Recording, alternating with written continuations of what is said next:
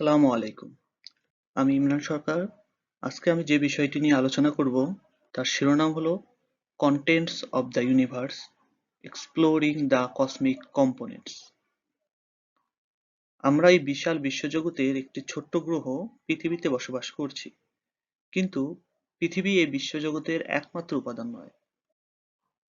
আমরা যখন পরিষ্কার রাতের আকাশের দিকে তাকাই, তখন অসংখ্য উজ্জ্বল আলোকবিন্দু দেখতে পাই। এসব আলোকবিন্দু মূলত এসেছে অনেক দূরে থাকা Galaxy, star, nebula, planet, moon সেগুলো থেকে।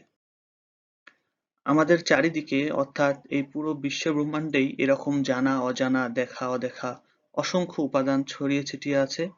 আজকে আমরা ধারণা লাভ করব সেই সব জানা অজানা উপাদানসমূহ সম্পর্কে, এক্সপ্লোর করব সেই সব কসমিক কম্পোনেন্টস। প্রথমেই আমরা জানব দ্য অবজারভেবল ইউনিভার্স সম্পর্কে। বর্তমানে বিজ্ঞানের অনেক উন্নতি সাধিত হলেও এই মহাবিশ্বের প্রকৃত ব্যাপ্তি সম্পর্কে বিজ্ঞানীরা এখনো পূর্ণ ধারণা লাভ করতে পারেনি। সাধারণত কোনো বস্তু থেকে আলোকরশ্মি আমাদের কাছে এসে পৌঁছালে আমরা সেই বস্তুটিকে দেখতে পাই। বর্তমানে উন্নত টেলিস্কোপ এবং আধুনিক প্রযুক্তির সাহায্যে বিজ্ঞানীরা যত দূরের আলোকরশ্মি সংগ্রহ করতে পেরেছে, তত দূরের ইউনিভার্স সম্পর্কে তারা একটি পূর্ণাঙ্গ ধারণা লাভ করতে পেরেছে। সুতরাং দ্য অবজারভেবল ইউনিভার্স সম্পর্কে আমরা বলতে পারি, the observable universe is the part of the cosmos visible to us limited by the speed of light, এবং এই অবজারভেবল ইউনিভার্সের ডায়ামিটার প্রায় 93 বিলিয়ন লাইট ইয়ার্স, এবং বিজ্ঞানীদের ডিটেক্ট করা সবচেয়ে পুরাতন আলোকরশ্মি হলো সিএমবি বা কসমিক মাইক্রোওয়েভ ব্যাকগ্রাউন্ড। এটি মূলত সেই আলো যেটি সৃষ্টি হয়েছে মহাবিশ্বের সৃষ্টিকালেই, অর্থাৎ বিগ ব্যাংয়ের সময়। এরপরে আমরা দেখব major components of the universe. এই বিশ্বজগতের উপাদানগুলোকে আমরা সাধারণত তিন ভাগে ভাগ করতে পারি: ডার্ক এনার্জি, ডার্ক ম্যাটার এবং অর্ডিনারি ম্যাটার। এর মাঝে বেশিরভাগই অর্থাৎ ৬৮.৩ ভাগই ডার্ক এনার্জি। এরপরে রয়েছে ডার্ক ম্যাটার, যা প্রায় ২৬.৮ ভাগ, এবং অর্ডিনারি ম্যাটার মাত্র ৪.৯ ভাগ। Dark energy is a mysterious force causing the universe's accelerated expansion. আমরা জানি আমাদের ইউনিভার্স প্রতিনিয়তই প্রসারণশীল, আর এই প্রসারণশীলতার জন্য প্রধান দায়ী ডার্ক এনার্জি। ডার্ক ম্যাটার সম্পর্কে আমরা বলতে পারি, it is a invisible substance that influences gravity but does not emit light. যেহেতু ডার্ক ম্যাটার লাইট ইমিট করে না, সেহেতু ডার্ক ম্যাটার আমরা অবজার্ভ করতেও পারি না।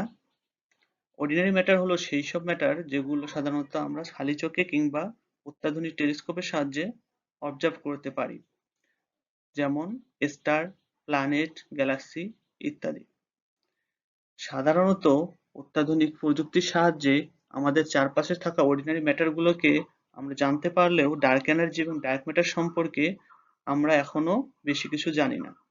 বিজ্ঞানীরা প্রতিনিয়তই তাদের গবেষণার মাধ্যমে ডার্ক এনার্জি এবং ডার্ক ম্যাটার সম্পর্কে বিশদভাবে জানার চেষ্টা করছেন। এবার আমরা জানবো দ্য বিগ ব্যাং সম্পর্কে। মহাবিশ্বের সৃষ্টি সম্পর্কে যে কয়েকটি থিওরি রয়েছে, তার মধ্যে সবচেয়ে গ্রহণযোগ্য ও নির্ভরযোগ্য থিওরি হলো the big bang. Big bang থিওরিতে বলা হয়েছে মহাবিশ্বের সৃষ্টি ও বিকাশ হয়েছে একটি high density, high energetic, high temperature যুক্ত সিঙ্গুলারিটি পার্টিকেল থেকে।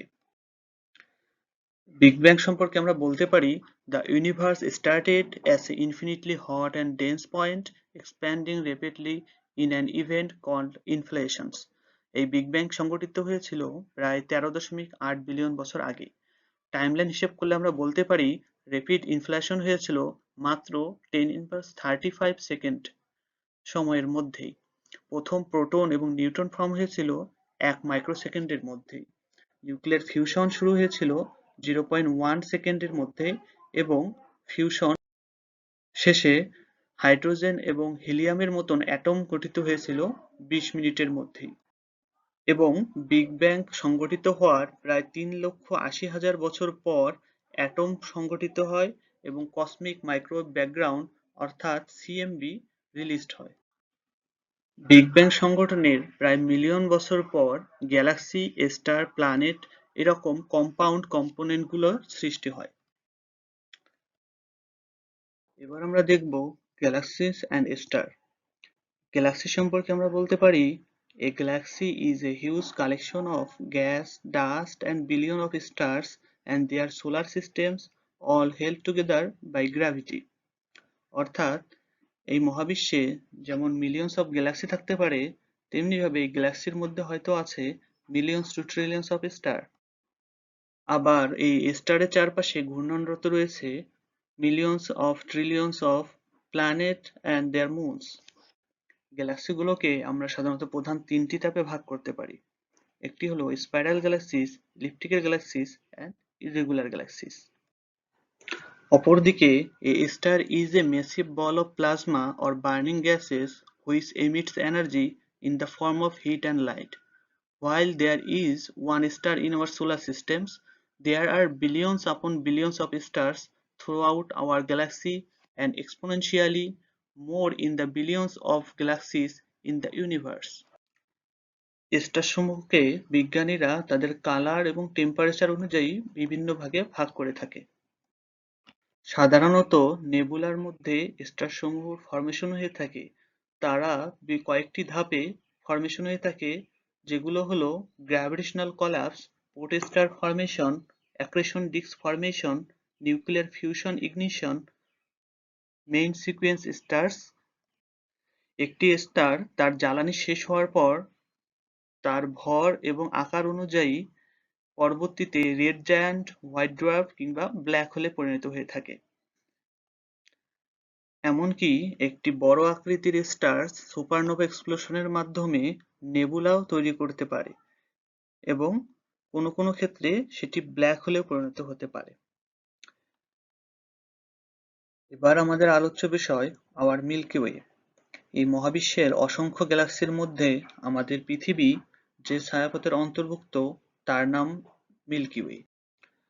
আমাদের পৃথিবী সূর্যকেন্দ্রিক যে সোলার সিস্টেমের অন্তর্গত, তা প্রায় মিল্কি ওয়ের কেন্দ্র থেকে ২৭,০০০ লাইট ইয়ার দূরে অবস্থিত।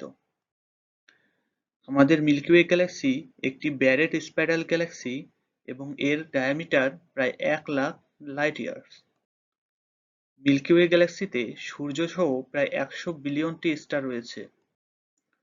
অন্যান্য গ্যালাক্সির মতোই মিল্কি ওয়ে গ্যালাক্সির কেন্দ্রে রয়েছে একটি সুপারমেসিভ ব্ল্যাক হোল। মিল্কি ওয়ের কেন্দ্রের মধ্যে যে সুপারমেসিভ ব্ল্যাক হোলটি রয়েছে তার নাম স্যাজিটেরিয়াস এ। আমাদের মিল্কি ওয়ে গ্যালাক্সি একটি লোকাল ক্লাস্টারের অন্তর্ভুক্ত। সেই ক্লাস্টারে ৫৪টি গ্যালাক্সি রয়েছে। মিল্কি ওয়ে গ্যালাক্সির সবচেয়ে নিকটবর্তী গ্যালাক্সির নাম অ্যান্ড্রোমিডা গ্যালাক্সিস।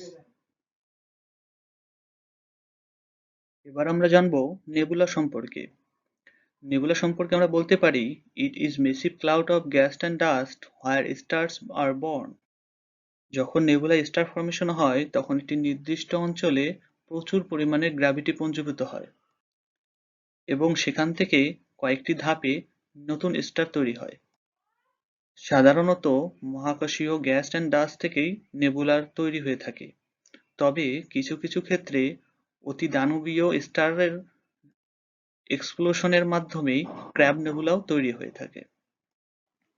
নেবুলাতে থাকা বিভিন্ন গ্যাসের জন্য নেবুলা বিভিন্ন ধরনের কালার প্রদর্শন করে থাকে, যেমন হাইড্রোজেন সমন্বিত নেবুলাগুলো লাল বর্ণের হয়ে থাকে এবং অক্সিজেন সমৃদ্ধ নেবুলাগুলো ব্লু গ্রিন হয়ে থাকে। The sun. সূর্য একটি মাঝারি আকারের নক্ষত্র। ক্যাটাগরিগত দিক থেকে এটি একটি G2 টাইপ স্টার। সূর্যের প্রধান জ্বালানি শক্তি হাইড্রোজেন গ্যাস। এর ইন্টারনাল স্ট্রাকচারকে ৩ ভাগে ভাগ করা যেতে পারে: কোর, রেডিয়েটিভ জোন এবং কনভেকশন জোন। কোরের মধ্যে নিউক্লিয়ার ফিউশন বিক্রিয়ার মাধ্যমে হাইড্রোজেন থেকে হিলিয়াম উৎপন্ন হয় এবং প্রচুর পরিমাণে শক্তি নির্গত হয়, যে শক্তি আমরা পৃথিবীতে রেডিয়েশন আকারে পেয়ে থাকি এবং পৃথিবীর সকল শক্তির উৎস সূর্য। সূর্যের অ্যাটমসফিয়ারের লেয়ারও ৩টি, যথাক্রমে ফটোস্ফিয়ার, ক্রোমোস্ফিয়ার এবং করোনা। আমরা যে রেডিয়েশন পেয়ে থাকি তা মূলত ফটোস্ফিয়ার থেকে এসে থাকে। সূর্যের ডায়ামিটার প্রায় 1.39 মিলিয়ন কিলোমিটার এবং এটি পৃথিবী থেকে প্রায় 13 লক্ষ গুণ বড়। সূর্যের স্ট্রং গ্র্যাভিটির কারণে সূর্যের চারপাশে প্রায় 8টি গ্রহ সূর্যকে প্রদক্ষিণ করে থাকে। পৃথিবী সূর্যকে প্রায় 365 দিন পর পর একবার প্রদক্ষিণ করে থাকে। সূর্য থেকে পৃথিবীতে আলো আসতে প্রায় 8 মিনিট 20 সেকেন্ড সময় লাগে। অর্থাৎ আমরা যখন সূর্যের দিকে তাকাবো বা কোনোভাবে সূর্যকে দেখব, আমরা সূর্যের 8 মিনিট 20 সেকেন্ড পূর্বের অবস্থা দেখতে পাবো। এবার আমরা দেখব সোলার সিস্টেম। আমরা জানি সূর্যের স্ট্রং গ্র্যাভিটির কারণে প্রায় 8টি গ্রহ সূর্যকে প্রদক্ষিণ করে চলছে। আবার এই 8টি গ্রহকে কিছু উপগ্রহ প্রদক্ষিণ করছে। সুতরাং এই 8টি গ্রহ, dwarf planet, their moons, asteroid and comets সব সহ আমরা একত্রে যে সিস্টেম কল্পনা করি সেটি হলো সোলার সিস্টেম। সোলার সিস্টেমের অন্তর্গত গ্রহগুলোর মধ্যে কোনোগুলোর কঠিন ভূত্বক রয়েছে, আবার কোনোগুলোর কঠিন ভূত্বক নেই, তাদের ভূত্বক গ্যাসীয়। যেমন আর্থ একটি রকি প্ল্যানেট, কিন্তু জুপিটার একটি গ্যাস জেইন্টস। সোলার সিস্টেমের জন্ম প্রায় 4.6 billion years ago. Solar system milky way গ্যালাক্সির একটি পার্ট এবং এটি প্রায় মিল্কি ওয়ে গ্যালাক্সির কেন্দ্র থেকে 27,000 লাইট ইয়ার দূরে অবস্থিত। সৌরজগতের মধ্যে শুধুমাত্র পৃথিবীর মধ্যেই এখন পর্যন্ত প্রাণের অস্তিত্ব পাওয়া গিয়েছে। এবার আমাদের আলোচ্য বিষয় প্ল্যানেটস অ্যান্ড মুন। সাধারণত নির্দিষ্ট কিছু বৈশিষ্ট্য সম্পন্ন মহাজাগতিক বস্তু যারা কোনো স্টারকে কেন্দ্র করে আবর্তন করে তাদেরকে প্ল্যানেট বা গ্রহ বলা হয়। আবার যেসব মহাজাগতীয় বস্তু ওইসব প্ল্যানেটকে কেন্দ্র করে আবর্তন করে তাদেরকে মুন বা উপগ্রহ বলা হয়। আমাদের সৌরজগতের 8টি প্ল্যানেট বা গ্রহ রয়েছে।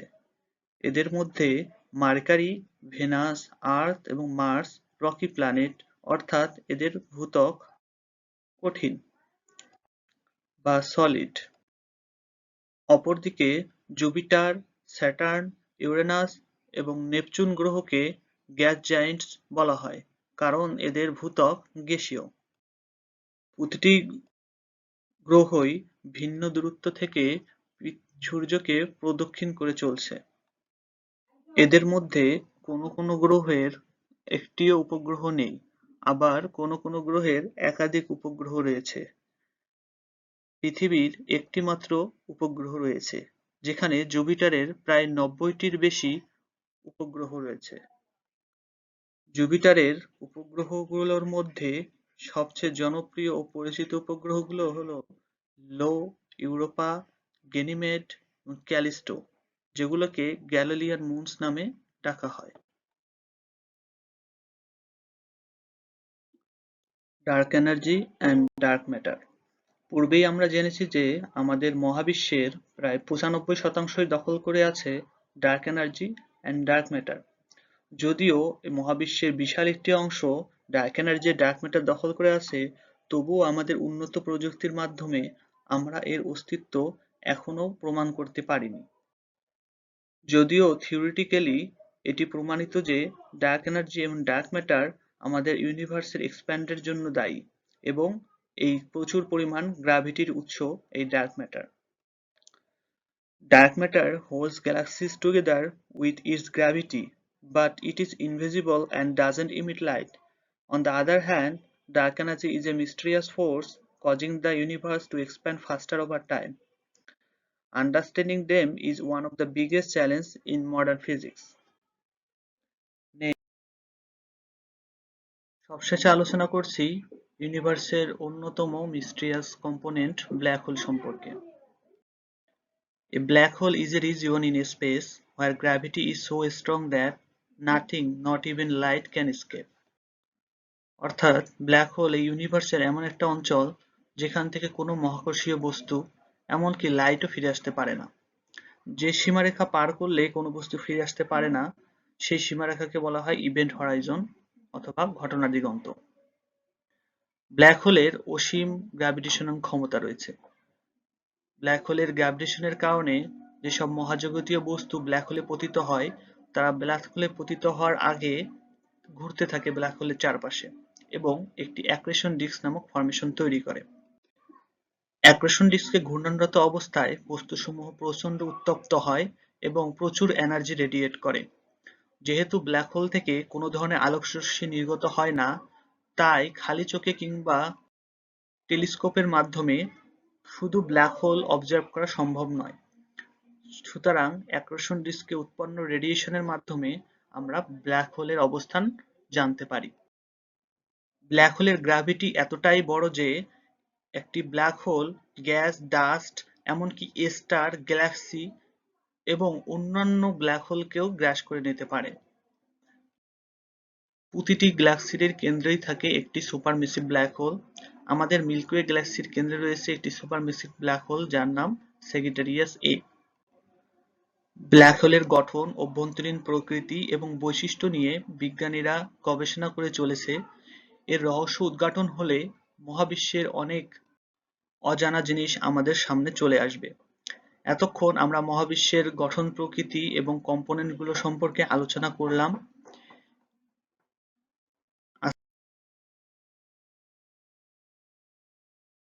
আজকে আমরা ইউনিভার্সের বিভিন্ন কম্পোনেন্ট, তাদের গঠন, প্রকৃতি এবং বৈশিষ্ট্যর বিষয়ে আলোচনা করলাম। আজকের আলোচনা এই পর্যন্তই। আমাদের সাথে থাকার জন্য অসংখ্য ধন্যবাদ। আসসালামু আলাইকুম ওয়া রাহমাতুল্লাহি ওয়া বারাকাতুহু।